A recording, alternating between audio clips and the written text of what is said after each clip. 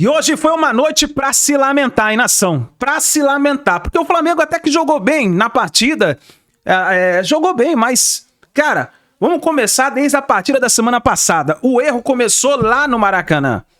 Perder dentro do Maracanã com um time que investiu 200 milhões de reais em novos reforços e dizer que Copa do Brasil não é prioridade, que prioridade é somente Campeonato Brasileiro e Libertadores da América, pra mim isso é uma vergonha.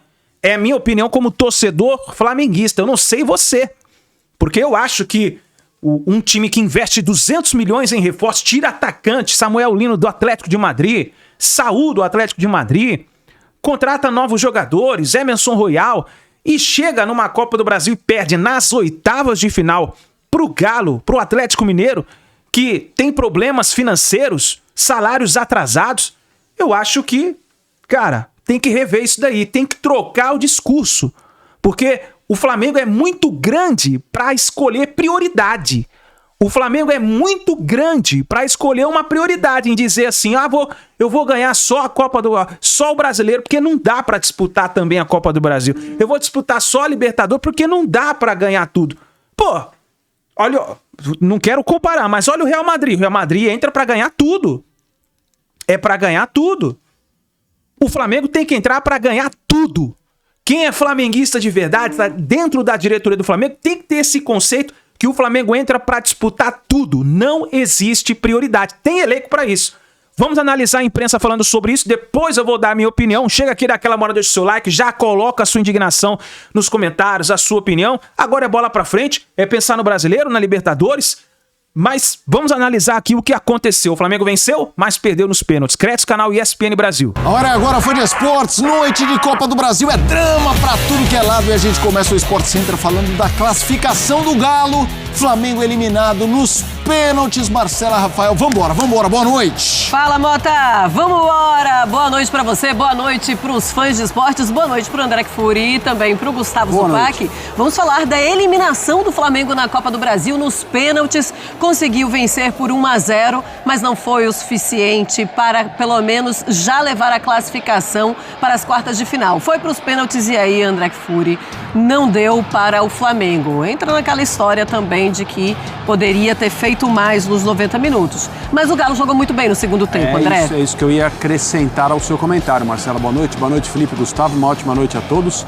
O jogo de hoje não foi uma daquelas partidas que a gente comentou no início da semana, como a última atuação do Flamengo no Campeonato Brasileiro, em que há um marasmo depois que o Flamengo abre o placar e se coloca em vantagem e permite uma série de ações ao adversário, perde confiança, acaba desperdiçando a vitória também. No jogo de hoje o que a gente viu foi, depois de um primeiro tempo em que o Flamengo levou vantagem na maior parte do tempo, o Atlético elevou seu nível de jogo, especialmente depois do intervalo. Embora o Flamengo tenha aberto o placar numa jogadaça do Cebolinha, primeiro um grande passe, né? E depois uma jogada individual maravilhosa do Cebolinha, foi um jogo, nessas atuações repetidas que a gente tem visto entre essas duas equipes, o melhor deles, né? Nesses últimos confrontos diretos entre Flamengo e Atlético Mineiro. O de hoje foi, na minha opinião, bem melhor do que os anteriores. Sim. E o Atlético, no segundo tempo, bola na trave como essa do Scarpa, outras oportunidades, o Hulk quase fez um gol de letra, a bola desviou no Samuel Lino e ficou um pouco menos difícil para o Rossi pegar. Esse lance aí, ó, a bola desvia, diminui um pouco, né, a velocidade e o Rossi consegue pegar, evitando o gol do Atlético Mineiro. Mas nos pênaltis, a gente viu de novo um goleiro que já teve momentos de desgaste com a torcida do Atlético, se dedica, é muito profissional. Outro dia, não faz muito tempo, chorou ao vivo no ar, falando sobre as críticas que ele recebe, o fato de não ter ainda, né, naquele momento, convencido o torcedor do Atlético, mas em cobranças de pênaltis recentes, na Copa Sul-Americana e agora na Copa do Brasil, o goleiro do Galo fez a sua parte duplamente, né? Foi muito bem, o Galo está classificado com merecimento na Copa do Brasil na noite de hoje. Fala, Zupa, tudo bem? Boa noite. O Everson, o herói, mais uma vez pegou fez o gol decisivo, o Wallace Ian perdeu dele. É isso. Um abraço a todos, um abraço ao Fã de Esporte, em especial ao atleticano que está com a gente, imagino. O rubro-negro também está, lamento pela eliminação. Foi um duelo, assim, do tamanho da rivalidade, né? Especialmente para os atleticanos. Sempre digo que é uma rivalidade muito grande, mas ela é bem maior do atleticano para o rubro-negro do que o contrário. Então, para o atleticano, é muito significativo vencer o Flamengo, eliminar o Flamengo de uma Copa do Brasil em uma disputa de pênaltis com toda essa carga dramática. De fato, foi assim, a gente viu os outros 2 jogos entre as duas equipes, o primeiro da Copa do Brasil e o do Campeonato Brasileiro, jogos muito táticos e muito travados. O Galo conseguindo anular o Flamengo, e o Flamengo tentando, e o Galo com contra-ataque, ora aproveitando, ora não aproveitando. Hoje foi um jogo diferente. Foi um jogo em que no primeiro tempo o Flamengo conseguiu jogar, e no segundo tempo o Galo se viu obrigado a jogar e foi pro jogo, né? O Galo poderia ter empatado o jogo nos 90 minutos e poderia ter resolvido o jogo no tempo normal, e seria algo justo pelo que foi o segundo tempo.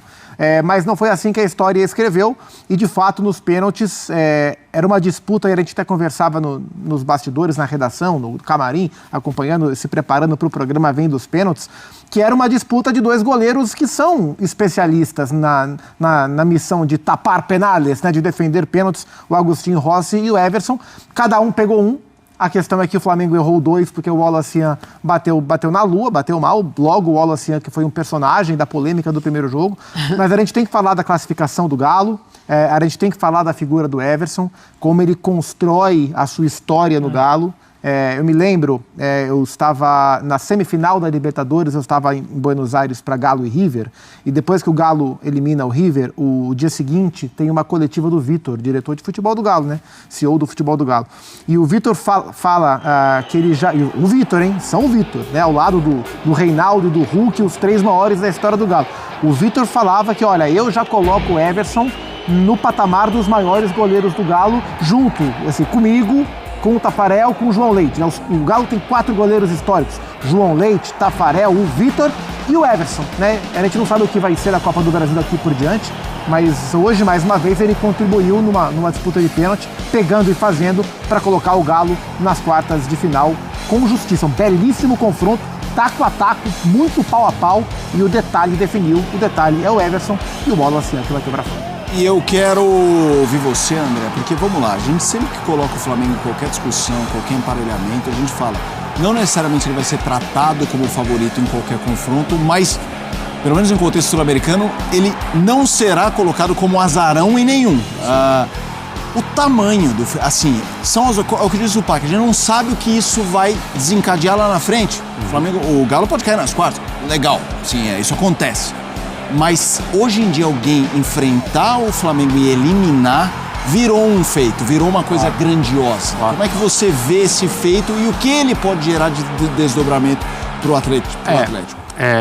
Pro Atlético ou pro Flamengo? Não, pro Atlético. Foco na força da classificação do ponto de vista do Atlético, é um resultado maravilhoso pensando no que tem acontecido internamente, né? Não faz muito tempo, 2 semanas, em que houve a questão...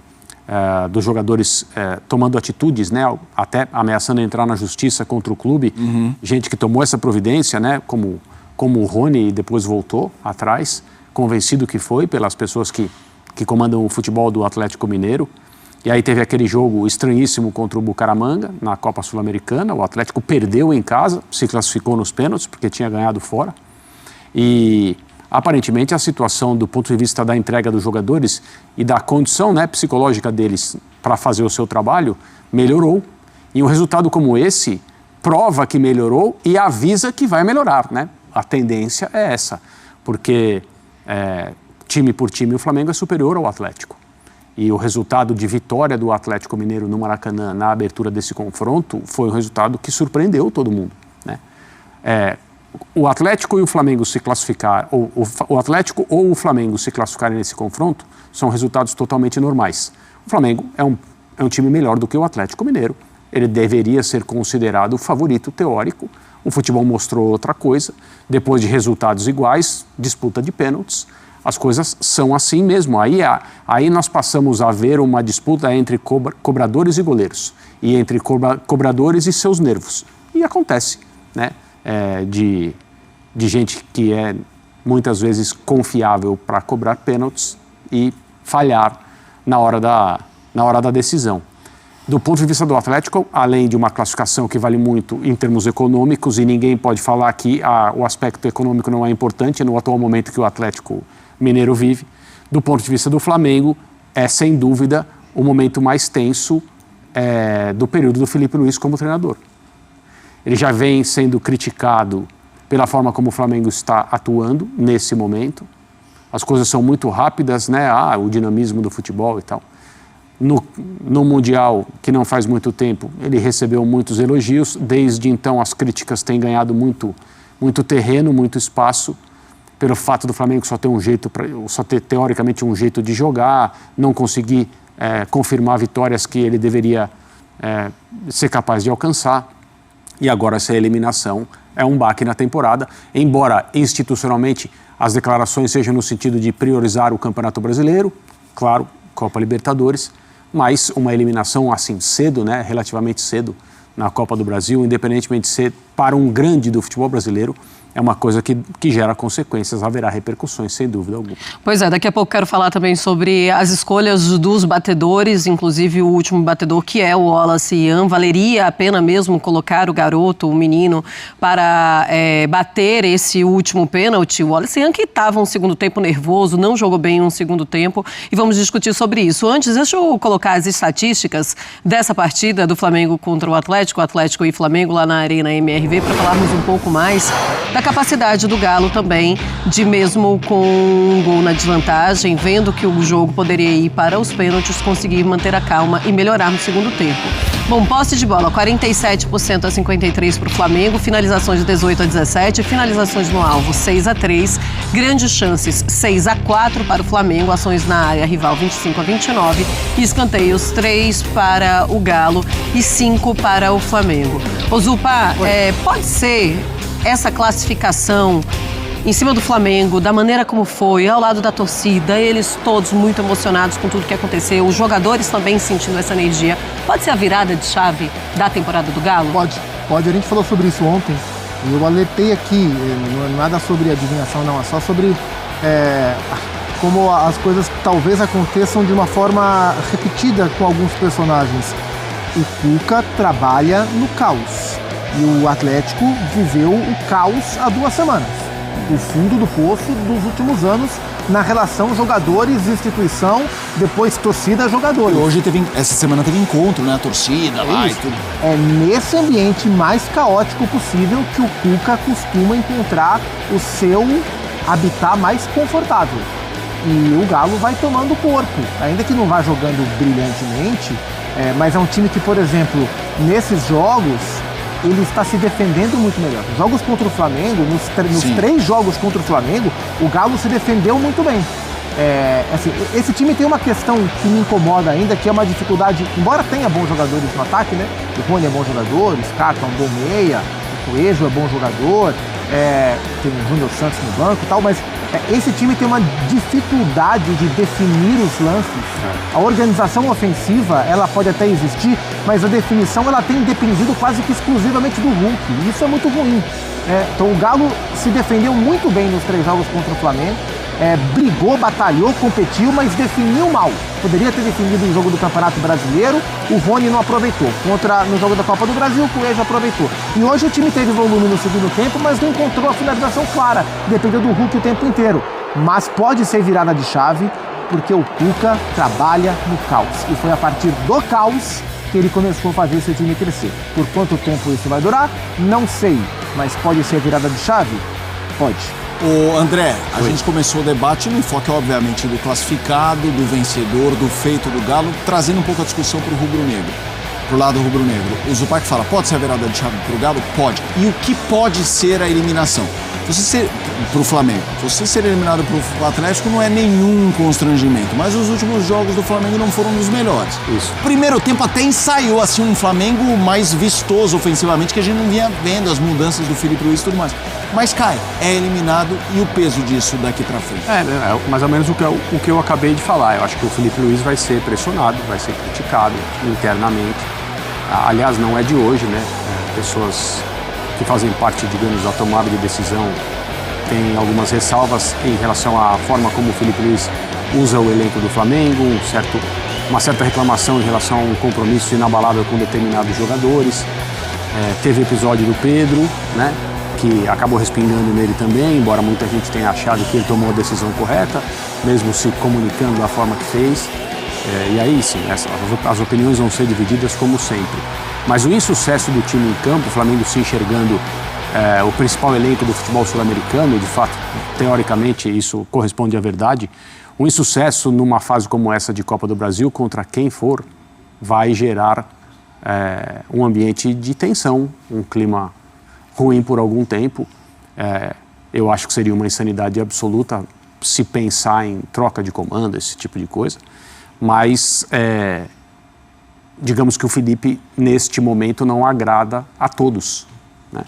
E é uma situação que se reforça a partir de uma eliminação que não estava no roteiro. Assim, quando eu digo não estava no roteiro, o futebol não dá garantias a ninguém.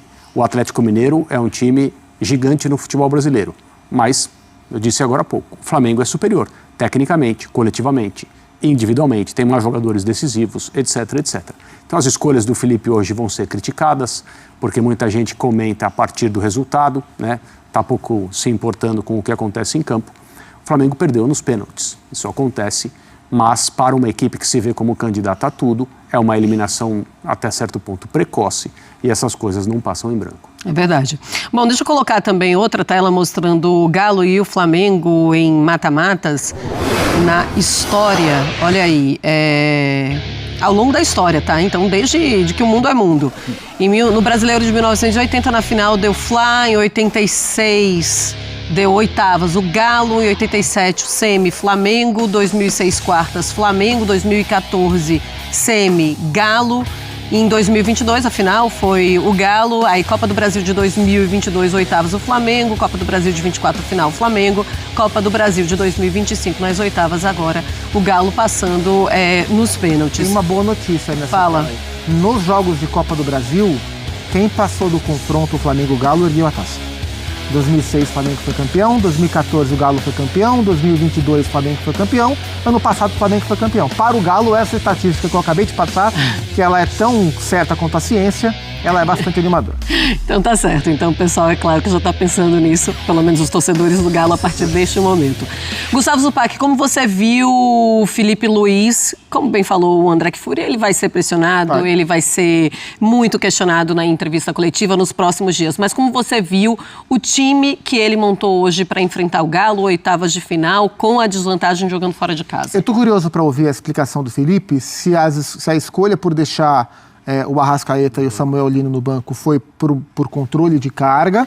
O Arrasca, ele sai sentiu contra o Ceará, né? Ou se foi uma decisão estratégica. Mas fato é que essas mudanças que o Felipe fez melhoraram o Flamengo, ajudaram o Flamengo. O melhor trecho do Flamengo no jogo foi o primeiro tempo, quando o time que o Felipe botou para jogar performou. E ele colocou um time com Everton Araújo de volante, com o Cebolinha, que entrou muito bem pela esquerda, com o Plata pela direita, com o Wallacian jogando próximo ao Pedro. É um time menos articulado, né, com menos raciocínio para trabalhar a bola, dependia mais do Jorginho, né, para fazer o raciocínio do jogo, mas era um time mais capaz de pressionar o Galo sem bola, com e sem bola, especialmente sem bola, com mais força física para tentar sufocar o Galo na saída de bola, que era o que o Flamengo tinha que fazer para reverter a desvantagem que o Galo construiu no Maracanã. E isso aconteceu, né? O Wallacian muito próximo ao Pedro, pressionando bastante, e também fez sentido, porque assim, qual foi a principal virtude defensiva do Galo no jogo da ida e até no jogo em que o Galo perdeu